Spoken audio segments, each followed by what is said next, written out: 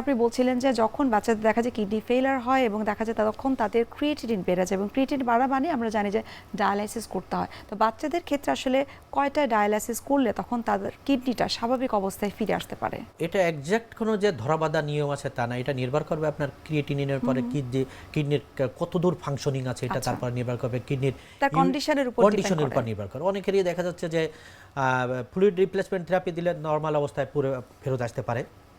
কিডনির ক্রিয়েটিনের পরিমাণ যদি 5 অর মোর মানে 6-এর উপরে চলে যায় তখন ডায়ালাইসিস লাগে। একজন কিডনি স্পেশালিস্ট এটা ডিসিশন নেয় যে তার কয়টা ডায়ালাইসিস লাগবে, কী পরিমাণ কন্ডিশনে আছে।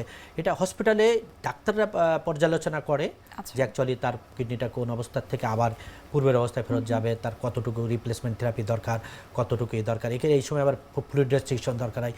এই অবস্থায় কখনো মানে বাচ্চাকে হসপিটালের বাইরে রাখা উচিত না, অবশ্যই একজন নেফ্রোলজিস্টের তত্ত্বাবধানে তাকে ট্রিটমেন্ট করা উচিত। যখন বাচ্চাদের ডায়ালাইসিস করা দরকার হয় তখন কিন্তু অভিভাবকরা কিছুটা দুশ্চিন্তা করে যে একবার যদি ডায়ালাইসিস করে তাকে হয়তো সারা জীবন ডায়ালাইসিস করা লাগতে পারে, তার আজীবনের জন্য তার কিডনিটা আরও বেশি ক্ষতির সম্মুখীন হতে পারে। এটা নিশ্চয়ই কোনো মিসকনসেপশন বা মিথ হতে পারে, সেই বিষয়ে আপনার কাছে একটু জানতে চাই। ধন্যবাদ। ডায়রিয়াজনিত কারণে কিডনি যদি বিকল হয়, পরবর্তীতে যদি আবার রিকভারি করে, এক্ষেত্রে সাধারণত মানে পরবর্তীতে না হওয়ার পসিবিলিটি বেশি থাকে। কিন্তু শুধু ডায়রিয়া তো মানে একটা পর্যায়ে গিয়ে থামে না, এর অনেকগুলো কনসিকুয়েন্স আছে।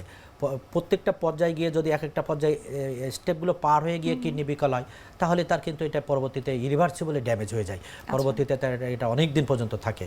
সেজন্য প্রতিটা ডায়রিয়ার ক্ষেত্রে তার উচিত মানে গার্জিয়ানকে, অভিভাবককে পাতলা পায়খানাকে সিরিয়াসভাবে নেওয়া উচিত। এখন মানুষের সচেতনার জন্য, মিডিয়ার এই সচেতনতার জন্য, বিশেষ করে স্যালাইনের জগৎ আবিষ্কারের জন্য ডায়রিয়ায় মৃত্যুর হার টোটালি কমে গেছে। এই পর্যায়ে যায় অনেক কম, কারণ মায়েরা এখন সচেতন ডায়রিয়া সম্পর্কে। মিডিয়ার কল্যাণে অনেক জেনে গেছে যে ডায়রিয়া হলে, পাতলা পায়খানা হলে, মিনা কার্টুন একটা যুগান্তকারী সৃষ্টি ছিল, হ্যাঁ, যে পাতলা পায়খানা হলে কখন স্যালাইন খাওয়াতে হবে, কী পরিমাণ খাওয়াতে হবে।